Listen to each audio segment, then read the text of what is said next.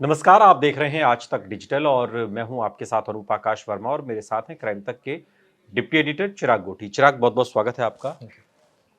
राजस्थान के टोंक में अभी जो हाल ही में उपचुनाव जो हो रहा था, जिसमें वहाँ मत मत उस दिन वोटिंग हो रही थी और वोटिंग के बीच में ही एक एसडीएम को नरेश मीणा, जो वहाँ के निर्दलीय प्रत्याशी थे टोंक सीट के, थप्पड़ मार दिया और उसके बाद पूरा हंगामा काफ़ी हुआ।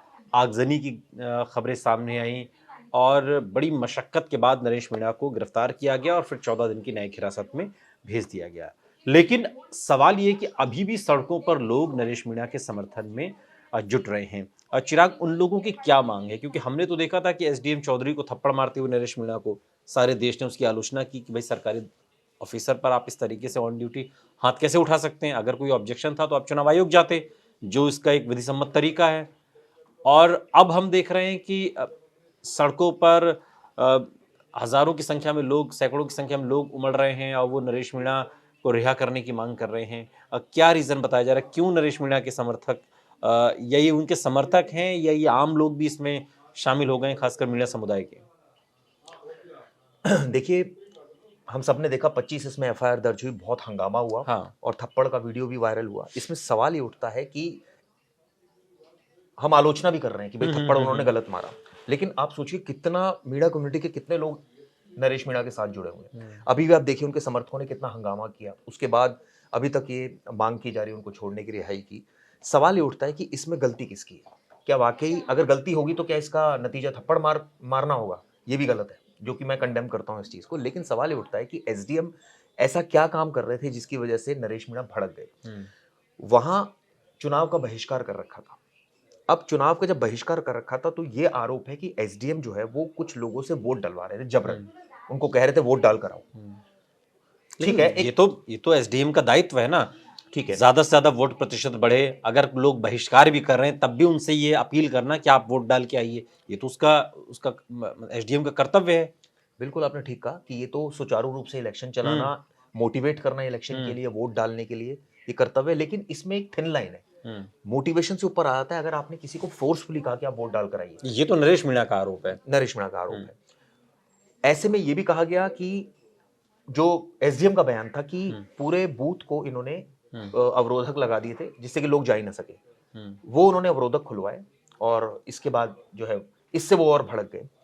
डीएम का कहना है कि मैंने खुद कई बार फोन किया नरेश मीणा को कि आप हम्म। आकर बात करिए, हम्म। लेकिन उन्होंने फोन नहीं उठाया। हम्म। अब उसके बाद एक सिचुएशन ऐसी देखी कि उनको थप्पड़ मार दिया गया। हम्म। सवाल ये उठता है कि लोग क्यों सपोर्ट कर रहे हैं?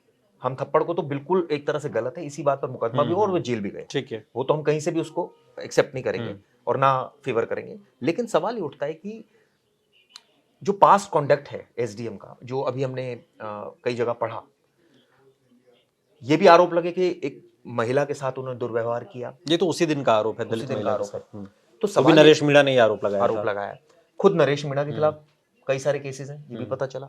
लेकिन वो किसी केस में उनको सजा तो नहीं हुई आज तक।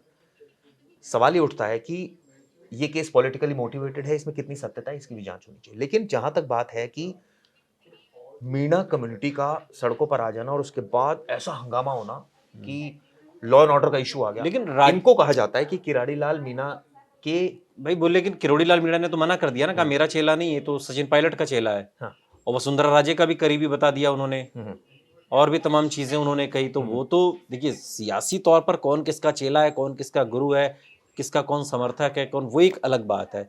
लेकिन जब बात क्राइम की हो जाती है, एक ऑन ड्यूटी एक ऑफिसर को थप्पड़ मारने की बात हो जाती है, उस पर ये जो लोग, मेरा सवाल है कि जो लोग जमा हो रहे हैं, ये कौन लोग हैं?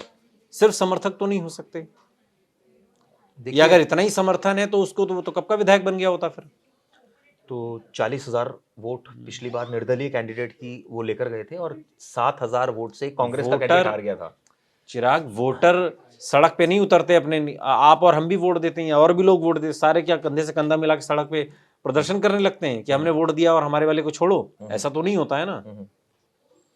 देखिए, कुछ समर्थक भी है, इसमें तो कोई दो राय नहीं है, क्या लेकिन वेल प्लान्ड है, एक एक चीजें प्लान की गई हैं कि ऐसे ही सही अपनी राजनीतिक जमीन को और मजबूत करो। वो कहते हैं ना, सियासत में एक कहावत है कि जो जेल चला गया समझ लो वो अब विधायक बन गया।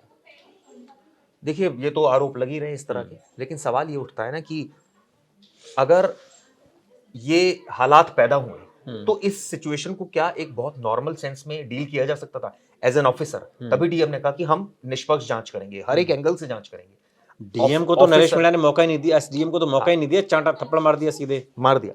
लेकिन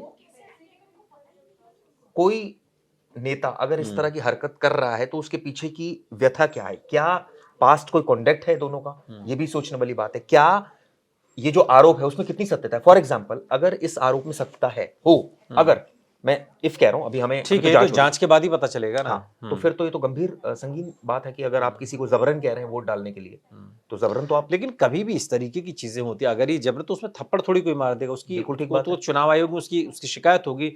चुनाव आयोग के पास चुनाव के दौरान ऐसी ढेरों शिकायतें आती हैं, बात आपकी ठीक उसका है। चुनाव आयोग अपने हिसाब से संज्ञान लेता है। यही वजह है कि एसोसिएशन जो है, एसडीएम जो ब्यूरोक्रेसी के एसोसिएशन है, वो मिलकर आई सीएम से, तभी मुकदमा हुआ, तभी इसमें वो जेल गए। मैं ऑब्वियसली इसको कंडेम नहीं कर रहा हूँ, इसको मैं सपोर्ट नहीं कर रहा, लेकिन उसके बाद जो हुआ, आप सोचिए कि इतनी कम्युनिटी के लोग इकट्ठा हो जाना, हिंसा हो जाना इस लेवल पर कि वहाँ लॉ एंड ऑर्डर का इशू हो गया। वहाँ किरोड़ी लाल मीणा पहुंचे हैं, इसके बाद पता चला जी वहाँ पॉलिटिकल, अब उनको क्यों भेजा गया, उनको इसीलिए भेजा गया क्योंकि कहीं ना कहीं कनेक्शन सामने आ रहा है, कहीं ना कहीं ये आ रहा है कि वो उन पर दबाव डालें या उनको समझाएं या कम्युनिटी के लोगों को समझाएं कि भाई जो देखिए सिचुएशन खराब हुई, ये बात सबको पता है, थप्पड़ मारा ये बात सबको पता है, लेकिन सवाल ये है कि क्या ऐसा होना चाहिए था, ये सिचुएशन इस लेवल की बढ़नी चाहिए थी, क्या इसका कोई और तरीका था। कई बार ऐसा होता है अनूप, मैंने अपने पर्सनल एक्सपीरियंस में देखा है कि कई अधिकारी, मैं इनकी बात नहीं कर रहा, कई अधिकारी भी अपने एक ताव में रहते हैं, वो कई बार भाव नहीं देते नेताओं को। हमने कई बार अक्सर देखा ऐसा, कई बार ऐसा होता है कि ब्यूरोक्रेट्स जो है वो सुनते नहीं है नेताओं की, और मैक्सिमम टाइम ऐसा भी होता है कि नेता नहीं सुनते हैं, ऐसा भी हमने देखा है। तो ये नीड टू बी इन्वेस्टिगेटेड कि इस केस में क्या एग्जैक्टली क्या था, पास्ट कॉन्डक्ट किस तरह के रहे हैं, वो इससे पहले भी विवादों में रहे हैं, एसडीएम विवादों में तो रहे हैं, ऐसा तो नहीं है कि विवादों में नहीं, विवाद तो दोनों के साथ है ना, फिर दोनों के साथ है, नो डाउट। 23 मुकदमे तो नरेश मीणा के खिलाफ भी दर्ज हैं।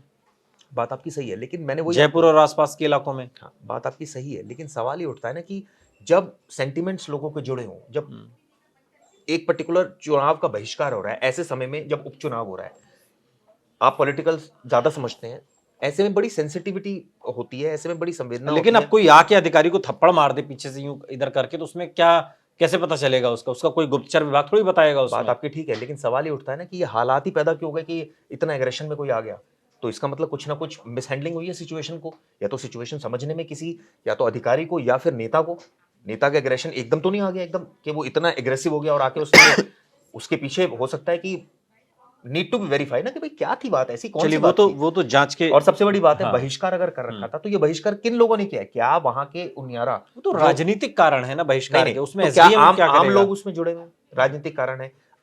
कई बार होता है भारत बंद का आह्वान होता है, तो क्या आम भारतीय बहुत लोग करते हैं, तो मतलब कर सकते हैं, मैं उसकी बात नहीं कर रहा, सवाल ये बहिष्कार तो बहुत लोग करते हैं, तो ऐसे में कई ऐसे भी लोग हैं जो इसका सपोर्ट नहीं करते, वो आके आराम से वोट डालते हैं। कई ऐसे भी लोग होते हैं जो इस चुनाव का बहिष्कार का सपोर्ट नहीं करते, वो आके वोट डालते, कहते हैं हमें क्या मतलब है, आप करते रहो जो करना है, हम तो वोट डालेंगे। लेकिन अगर किसी को जबरन कहा जा रहा है वोट डालो, तो ये तो एक बहुत सीरियस बात है। लेकिन एसडीएम की जिम्मेदारी है ना कि वो इस बात को सुनिश्चित करें कि ज्यादा से ज्यादा मतदान, उसके लिए अगर उन्हें समझाना पड़े तो वो समझाएंगे, जाहिर सी बात है। तो वही तो बात है, क्या इसमें मिसकंसेप्शन है, बाकी सी चीजें जांच का मिसकंसेप्शन है कि वो समझा रहे थे और इनको लगा कि वो दबाव डाल रहे हैं, ऐसा भी है। हाँ, बिल्कुल बिल्कुल, ये भी बात, तो मेरा कहने का मतलब है कि देखिए लॉ एंड ऑर्डर का इश्यू क्रिएट नहीं होना चाहिए, और हमारा मकसद भी ये नहीं है, मकसद ये है कि अगर कोई विवाद था तो एक दूसरे तरीके से उसको हैंडल किया बिल्कुल। और निश्चित तौर पर चूंकि अब 14 दिन की न्यायिक हिरासत में नरेश मीणा को भेजा गया है, तो ऐसे में कुछ सवाल तो हैं जिनके जवाब आपको पता होने चाहिए। मसलन कि उस दिन एक्चुअल में हुआ क्या हुआ था कि जिसके बाद नरेश मीणा ने एसडीएम चौधरी को थप्पड़ मार दिया, और उसके बाद जो स्थिति बनी, लॉ एंड ऑर्डर तक की स्थिति वहां पर उत्पन्न हो गई, उसके पीछे क्या कोई सोची समझी रणनीति है? क्योंकि सियासतदां के लिए तो अक्सर कहा जाता है कि जब वो जेल होकर आते हैं तब वो विधायक बन जाते हैं। बहुत बहुत शुक्रिया, थैंक यू इस तमाम जानकारी के लिए। चिराग, यहाँ रुक रहे हैं लेकिन आप कहीं जाइएगा नहीं, बने रहिए हमारे साथ, देखते रहिए आज तक डिजिटल।